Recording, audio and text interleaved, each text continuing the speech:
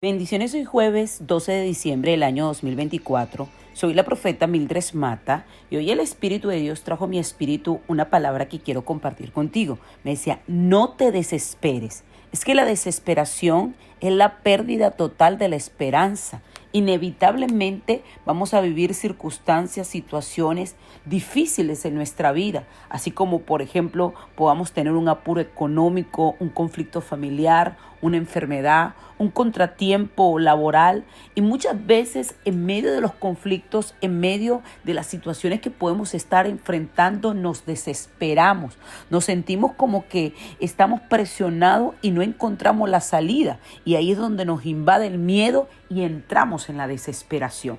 El apóstol Pablo, cuando le manda la carta a los Corintios y le dice que tienen que aprender a vivir por fe, les dice lo siguiente en 2 Corintios 4:7, pero tenemos este tesoro en vaso de barro para que la excelencia del poder sea de Dios y no de nosotros, que estamos atribulados en todos, mas no angustiados, en apuro, mas no desesperados, perseguidos, mas no desamparados, derribados, pero no destruidos, llevando en el cuerpo siempre por todas las partes de la muerte de Jesús, para que también la vida de Jesús se manifieste en nuestros cuerpos. Vemos cómo Pablo habla de estar atribulado en todo, mas no angustiado, en apuro, mas no desesperado. Pablo era capaz de pasar por dificultades, ¿verdad? Pero no desesperarse, porque él sabía que su esperanza no estaba basada en las cosas de este mundo, sino en las cosas espirituales. Hay una versión que dice, por eso aunque pasamos por muchas dificultades, no nos desanimemos. Tenemos preocupaciones, pero no perdamos la calma. La gente nos persigue, pero Dios no nos abandona. Nos hacen caer, pero no nos destruyen, ¿verdad? Y hay otra versión que dice, aunque llenos de problemas, no estamos sin salida. Tenemos preocupaciones, pero no nos desesperamos. Nos persiguen, pero no estamos abandonados. Nos derriban, pero no nos destruyen. Porque el apóstol Pablo quería llevar al pueblo de Dios a que caminara más en el espíritu y menos en la carne. ¿Y por qué? Porque cuando caminamos más en la carne, estamos más pendientes del problema, más pendientes de la circunstancia, más pendientes de la situación. Y nos aferramos ¿a qué? A la situación y no a Dios. Usted tiene que aferrarse a Dios. Dios tiene el control absolutamente de todo.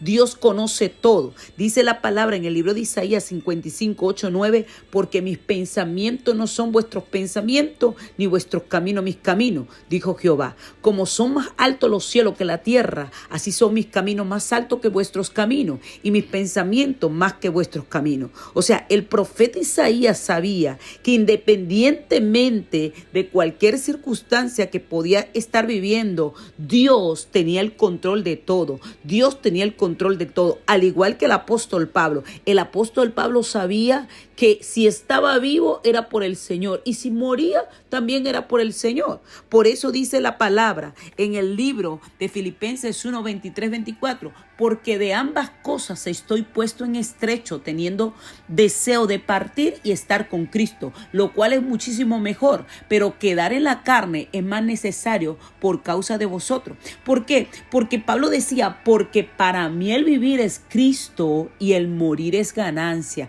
mas si el vivir en la carne resulta para mí en beneficio de la obra, no sé entonces qué escoger, si morir o vivir, ¿verdad? Porque él decía, mire, lo que yo tengo, independientemente que viva o muera, yo voy a estar con Cristo. ¿Por qué nos vamos a desesperar? ¿Por qué te tienes que desesperar en medio de ese resultado médico? ¿Por qué te tienes que desesperar si sabes que Dios tiene el control? Dios tiene todo el poder para sanarte en un instante. Y si Dios ha permitido esa enfermedad, es con un propósito de llevarte a un nivel de fe más grande. Dios tiene todo el poder para haberte liberado de esa persecución, pero si no lo hizo, es porque te quiere llevar a un nivel de fe más grande. Dios tiene todo el poder para comprarte la casa en un instante, y si todavía no lo ha hecho, es porque te está llevando al nivel donde tú tienes que creerle a Dios, creerle al alto, al sublime, aquel que habita la eternidad. Por eso cuando Pablo habla, dice, sé vivir humildemente y sé tener abundancia en todo, y por todo estoy enseñado, así como para estar saciado, como para tener hambre, así para tener abundancia, como para padecer necesidad. Todo lo puedo en Cristo que me fortalece, porque él sabía que en medio de los sufrimientos, en medio de las circunstancias, En medio del dolor, Dios tenía el control y Dios estaba preparando a su pueblo para que tuviéramos preparado, valga la redundancia, en todo, en todo. Entonces, esta leve tribulación que tú estás viviendo va a producir en ti un más excelente y eterno peso de gloria. O sea, no te tienes que desesperar. Desesperarse significa, hermano, cuando usted y yo nos desesperamos, eso significa que hemos dado la espalda a la esperanza. Hemos elegido no creerle a Dios y a sus promesas, sino a lo que nos ven nuestros ojos, a lo que estamos sintiendo, a lo que nos habla el mundo, a lo que nos dice la gente. Usted y yo tenemos que agarrarnos del alto, del sublime, de aquel que habita la eternidad, porque Él es nuestro amparo y nuestra fortaleza, nuestro pronto auxilio en las tribulaciones. Por lo tanto, no tenemos que temer a lo que nos pueda hacer el hombre, que es mortal, que es como heno. Nuestro Padre Celestial tiene el control de todo. Por eso el salmista decía: e invócame en el día de la angustia, te libraré y tú me honrarás, dice el Salmo 50, verso 15, ¿ok?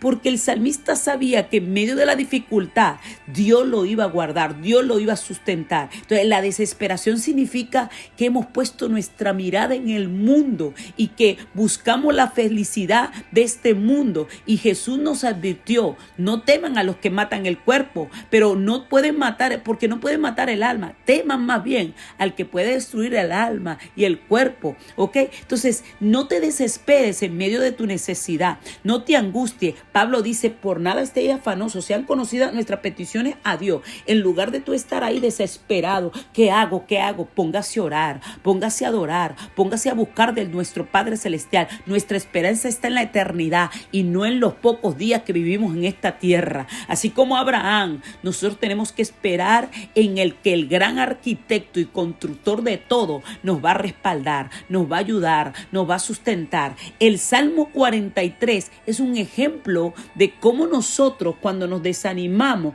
nos angustiamos, perdemos la esperanza y entonces oramos de esa manera. Vaya al Salmo 43, verso 5. Mire lo que dice: ¿por qué te abates, oh alma mía, y por qué te turbas dentro de mí? Espera en Dios, porque aún he de alabarle, salvación mía y Dios mío. ¿Por qué? Porque el salmista sabía que no había razón para estar desesperado, no había una razón para estar preocupado, porque tenía que poner su esperanza, su confianza en el único Dios que podía salvarlo, en el único Dios que podía libertarlo. Entonces, por esto, este salmo nos enseña que por muy desesperados o asustados que estemos en cualquier momento de nuestra vida, tenemos que saber que tenemos que volvernos a Dios y alabarlo a Él, alabar su bondad, glorificar su nombre, reconocer que Dios jamás nos va a abandonar, que Jehová, que el amor de Dios es tan grande que va a permanecer en nosotros y nos va a sustentar. Así que en medio de tu desesperación